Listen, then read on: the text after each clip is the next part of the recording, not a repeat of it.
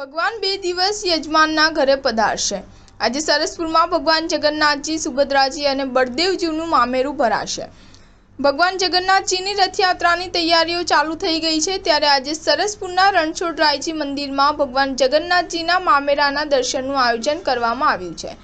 આ વખતે મામેરાના લહાવો મૂળ સાબરકાંઠાના ઈડર તાલુકાના ગાંઠીયોલ ગામમાં વતની વિનોદ પ્રજાપતિને મળ્યો છે। વિનોદભાઈ પ્રજાપતિના જણાવ્યા અનુસાર 42 ગોળના પ્રજાપતિ પરિવારને મામેરાનું નોતરું પણ આપવામાં આવ્યું છે।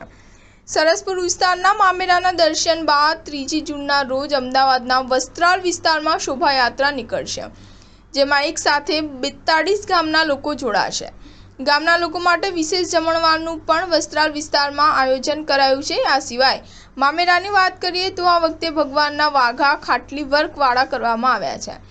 સુભદ્રાજીને શોભા આપનાર તમામ અલંકારો ડાયમંડના બનાવવામાં આવ્યા છે। મામેરા દર્શનના દિવસે વસ્ત્રાલ વિસ્તારમાં મોટું આયોજન કરવામાં આવ્યું છે, જેમાં સોસાયટીની તમામ બહેનો ચણિયાચોળી પહેરીને ભગવાનનું સામૈયું કરશે। આ કાર્યક્રમમાં મહંત દિલીપદાસજી મહારાજને પણ આમંત્રિત કરવામાં આવ્યા છે। સ્ટાર ન્યૂઝ 7 હંમેશા સચ્ચાઈની સાથે।